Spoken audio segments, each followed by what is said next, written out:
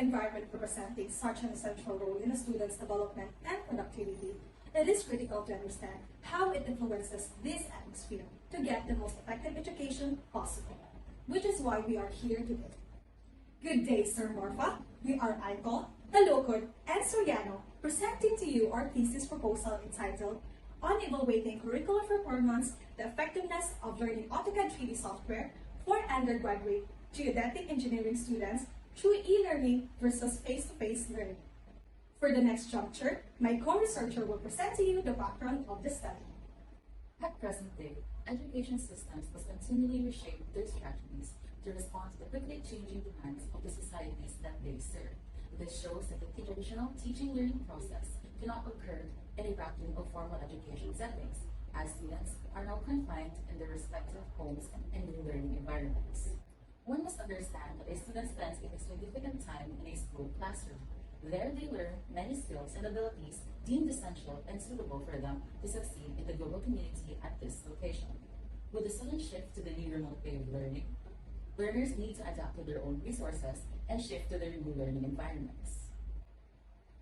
Undergraduate genetic engineering learners, specifically those belonging in the 3rd and 5th years, are affected by the sudden educational shift. Their academic courses require multimodal instruction, specifically in the general elective computer-aided drafting. Here they learn the basics of AutoCAD, a 3D software designed for engineers and architects to make plans of digital media in a much more dated and simple manner. With AutoCAD representing such an integral resource in the computer-aided drafting course and the genetic engineering profession, it is critical to assess the effectiveness of learning this subject and the different types of learning instructions. With these contemporary learners deserve learning environments that cater to both their individual and communal needs. Thus, in order to determine which type of instruction is most effective for learning AutoCAD, this proposal aims to compare and evaluate the effectiveness of conventional and distance learning through the following questions. For the first question, what are the implicating factors that influence a student's academic performance in the general elective course Computer-Aided Drafting? The second will be, does the learning environment implement or enhance students' productivity? And for the third question, what is the level of knowledge of 3rd year and 5th year genetic engineering students towards the practical use of AutoCAD? For the fourth question, is there a significant relationship between the integration of online education and traditional learning on the curricular performance of 3rd year and 5th year genetic engineering students? And for the last question, which of the two educational instructions implore effectiveness in terms of learning effectiveness, student engagement, and satisfaction? For the significance of the study, one of the ways that learning fosters self-development in learners is through their behavioral and mental situations. It also includes a variety of elements that may influence each learner's effectiveness and performance. The researchers aim to determine the differences in the effectiveness of learning AutoCAD 3D software students studying through online platforms versus those attending face-to-face classes. The research design will help comparing items to one another and distinguishing their similarities and differences. In relation, this will ascertain the activities, characteristics, and qualities of learning the software in terms of the two different learning modes. Moreover, this study will address the issues and gaps regarding their learning abilities. The development of the study may also contribute to students' engagement, efficiency, and students' satisfaction with their knowledge. Furthermore, this study is beneficial for the geodetic engineering students, teachers and staff, and also for the future researchers. For the philosophical paradigm, the researchers aim to pursue the use of the concept of reciprocal determination by Canadian-American psychologist Albert Bandura for the philosophical paradigm. The essence of reciprocal determinism centers around the concept of one's behavior, cognition, and environment all interact with one and influence one another. The theory acknowledges the complex and interconnected ways in which we are shaped by our surroundings and our own thoughts and actions. In conclusion, this theory shows that the environment influences how students think and feel, which influences their academic performance.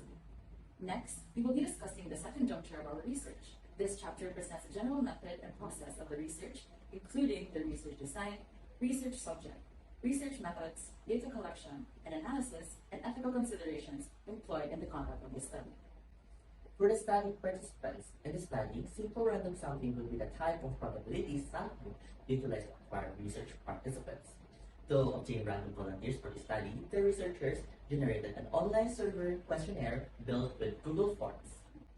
The respondents or the subjects of the study are the third and fifth year geodetic engineering students of the University of Southeastern Philippines.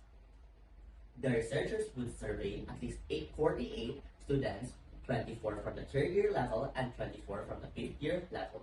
The number of respondents or sample size will be determined by applying Sloven's formula with a 5% margin of error to the actual population of third and fifth year geodetic engineering students, and will be divided into two to acquire the specific number of respondents per grade level equal.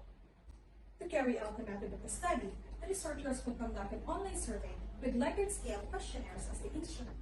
With this, the researchers will undergo through these following steps. Step 1. For the formulation of the research instrument, the researchers will construct a questionnaire in Likert scale form where respondents will choose between yes or no. However, the specific choices are based on agreeing or disagreeing from the particular survey question. This allows the respondents to express his or her own opinion or attitude towards the given subject or integral part from the survey. Step 2. Conduction of the research instrument. This study will be conducted online. Thus, the researchers will be utilizing Google Forms that will contain all the formulated questions in Likert scale form. Step 3. Rubrics. For the last steps, rubrics for interpreting the data. There will be a set of questions provided for answering in the research instrument with the respondents through Google Forms to automatically accumulate the data, obtain, and organize it in a faster way. The questions will contain the general possible concerns and issues the geodetic engineering students encountered as they were learning AutoCAD in the freshman years through e-learning versus face-to-face learning. This research study will be utilizing a quantitative research design, specifically the descriptive approach. The researchers will identify and use primary sources in this methodology section, such as visual examination and surveys. The researchers will also define secondary sources used, such as books and websites. As this composition follows a quantitative research approach, the data collection technique utilized by the researchers will be the survey method. This will follow the following steps, namely, for step 1, we have authorization to conduct the researchers, whereas before conducting the study, the lead researcher will request approval from the program head of BS Genetic Engineering and their purposive communication professor to conduct the research through an approval letter. For the second step, we have requesting for the list of students from the selected mayors of each years. For the third step, we have distinguishing respondents. For the fourth, we have the construction of the survey questionnaire. The fifth, sending of consent forms. And for the sixth, we have conducting of the online survey. For the step 7, we have data collection and tabulation. For the 8th step, we have analysis and organizing of the retrieved data, whereas the researchers analyze and organize the obtained data through cross-tabulation in Microsoft Excel. Accumulated data from the conducted resurvey has been employed to deduce a rational conclusion as to whether the effectiveness of learning AutoCAD in the varied modes of education has something to do with the learning environment.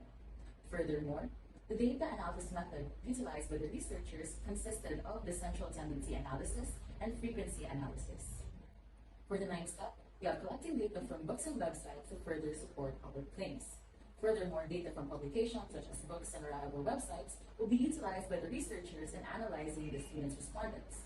Literature concerning online teaching, engineering education, behavioral psychology, space design, and etc. will be used to analyze and draw possible conclusions to the results from the survey, connecting possible theories and explanations as to why they may coincide or contradict with the respondents' answers.